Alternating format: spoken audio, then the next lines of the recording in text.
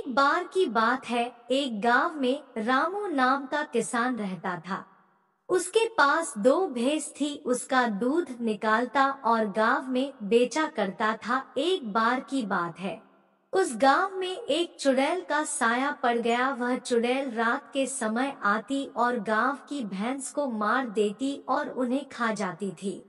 इसके कारण सारे गांव वाले बहुत ज्यादा ही परेशान हो चुके थे। गांव वालों ने एक सभा बुलाई। गांव का सरपंच बोलता है, अपन को कुछ तो करना होगा जिससे यह जानवर ना मारे जाएं। इससे अपना बहुत ज्यादा ही नुकसान हो रहा है। रामू बोलता है, अपन एक काम करते हैं, अपन रात के समय अपनी भैंस जानवरों को घर के अंदर बांध कर रखते हैं। फिर सब अपने अपने घर चले जाते हैं। एक दिन की बात है, रात हो चुकी थी। वह चुड़ैल उस गांव में आती है। वह देखती है कि गांव वालों ने सारे जानवर को अपने घर में रख रखा है। चुड़ैल बोलती है, गांव वालों ने तो आज मुझे गुस्सा ही दिला दिया। आज मेरा पेट कैसे भरेगा। ऐसे ही करते करते चुड़ैल जंगल में वापस चली जाती है। एक दिन रामू अपनी एक भैंस को बांधना भूल गया। वह भैंस घास चरने के लिए जंगल में चली गई। वहाँ पर उस भैंस को चुड़ैल मिलती है। चुड़ैल बोलती है, आज तो मजा ही आ गया। आज मेरा शिकार खुद चलकर आया है। आज मुझे बिल्कुल भी मेहनत करने की जरूरत नहीं पड़ी।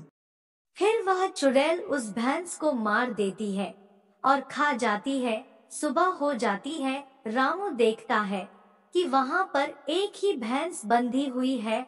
वह उसे ढूंढने के लिए गांव में जाता है, पर उसे वह भैंस गांव में नहीं मिलती है। फिर वह ढूंढता ढूंढता जंगल में पहुंच जाता है। वह वहाँ पर देखता है कि उसकी भैंस मरी हुई वहाँ पर पड़ी है। फिर वह रोता रोता घर जा रहा था। पास ही में एक मंदिर आता है। वह उस मंदिर के बाहर रोने लगता है। उसे रोता हुआ देखकर मंदिर में से आवाज आती है, क्या हुआ तुम्हें, तुम रो क्यों रहे हो? रामू बोलता है, आज मेरी एक भैंस को एक चुड़ैल खा गई। फिर वापस मंदिर में से आवाज आती है, अब तुम क्या चाहते हो? रामू बोलता है, अब जो मेरी भैंस बची है वह इंसान की बोली बोलने लगे और वह उस चुड़ैल को सबक सिखाए। मंदिर में से आवाज आती है, तथास्तु। फिर रामू अपने घर चला जाता है। वह अपनी भैंस के पास आ जाता है और रोने लगता है। उसकी भैंस बोलती है, मालिक आप परेशान मत हो, अभी मैं हूँ ना आपकी देखभाल के लिए। रामू भैंस की आवाज सुनकर अचंभे में पड़ जाता है। अब रामू की भैंस इंसानों की बोली के साथ साथ जानवरों की बोली भी समझने लगी थी। उसे पास ही से आवाज आती है, बचाओ बचाओ। वह एक दूसरे भैंस की आवाज थी। उसे एक चुड़ैल ने पकड़ लिया था। रामू की भैंस बोलती है, मैं आ रही हूँ, मेरे एक साथी को मेरी जरूरत है। फिर रामू की भैंस चली जाती है। उसे चुड़ैल के पास वहाँ पर देखी है कि वह चुड़ैल उस भैंस को खाने ही वाली थी। रामू की भैंस बोलती है, दुष्ट तुम मेरे साथी को नहीं खा सकती, तुझे मुझसे युद्ध करना होगा। फिर चुड़ैल और उस भैंस की लड़ाई होने लगती है। जैसे ही लड़ाई स्टार्ट होने लगती है वैसे ही सुबह हो जाती है। वह चुड़ैल सूरज से डरकर जंगल में भाग जाती है।